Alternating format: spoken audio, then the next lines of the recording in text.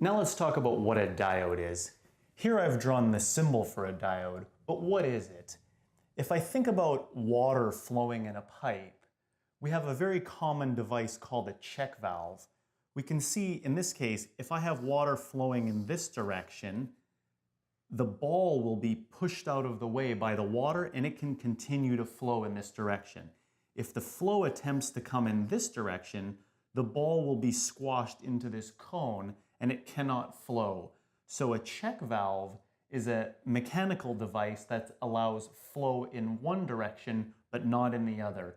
And the diode is the electrical analogy of that. So in this case, the diode will allow current to flow in this direction but not in this direction. The reason that's important is because if we have an AC voltage, which I've shown here, and we want to convert it to a DC voltage, we can use diodes to do that. Let's say that this is an AC voltage. The part above here is positive, or flows in this direction, and the part down here is negative, or flows in this direction. If we apply that AC voltage across this diode, the positive direction will be permitted and will flow like so.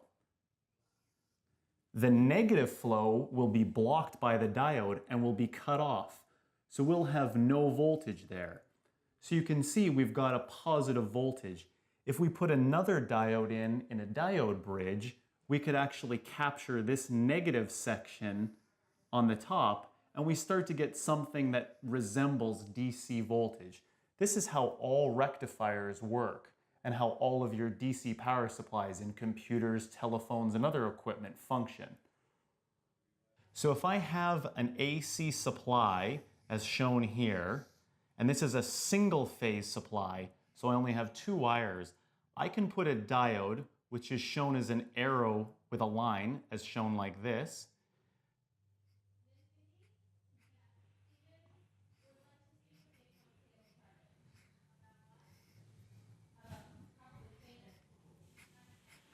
This is called a single phase diode bridge, and it's used to convert single phase AC to DC. If I pick up these 2 points here, I will have DC across this. So for a single phase power supply, we use a simple single phase diode bridge to rectify an AC supply to DC. But what if we have a three-phase supply? An exciter rotor will almost always produce a three-phase AC. So if I draw the exciter rotor simply as shown, and I have three leads coming out of it, how do I rectify those three AC leads into a single-phase DC? And the answer is a three-phase diode bridge. Schematically, it looks like this. We've got one diode here, another diode on this phase, and a third diode on this phase. And then those three diodes all link together to the same point. On the other leg, I've got 1, 2, 3, and I've got reverse diodes, all going to the same lead.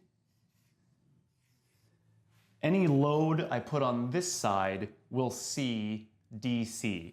So each of these symbols is one diode, and the diodes on this side, the forward diodes, are the opposite of the three diodes on this side, the reverse diodes. This is very important when it comes time to test and reassemble a diode wheel. These three diodes on this leg need to be identical and forward. These diodes on this side need to be reversed. Now let's test this diode.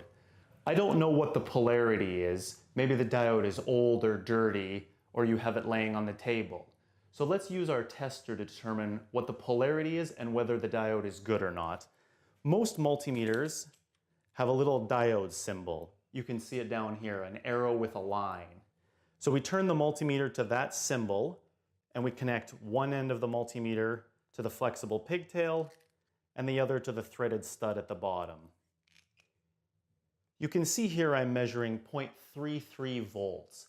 I know that that's the threshold voltage which pushes the diode in the passing direction. So this is the forward direction for this diode with the red lead on the flexible pigtail. If I reverse the leads, will show overload, which means the diode is blocking the voltage.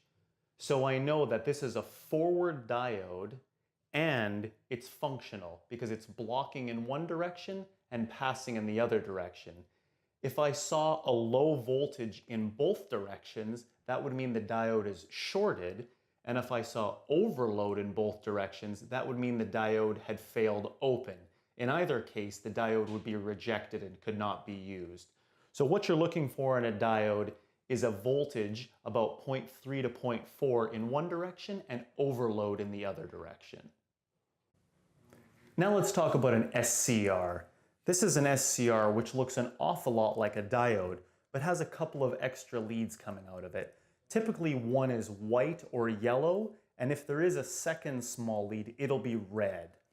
So the symbol for an SCR is the same as a diode, but with this little pigtail coming out of it. And basically an SCR is a diode with an on switch. So if we apply a small voltage to this gate lead, which is typically white or yellow, the voltage will be about 3 or 4 volts to activate this SCR. It will then pass current in one direction.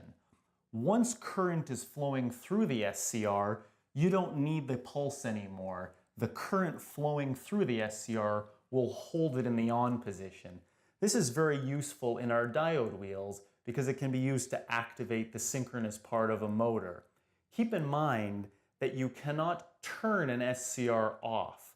Once you've gated the SCR, which means the current is passing and the SCR has current flowing through it, only by turning the power off can you return it to its blocking condition.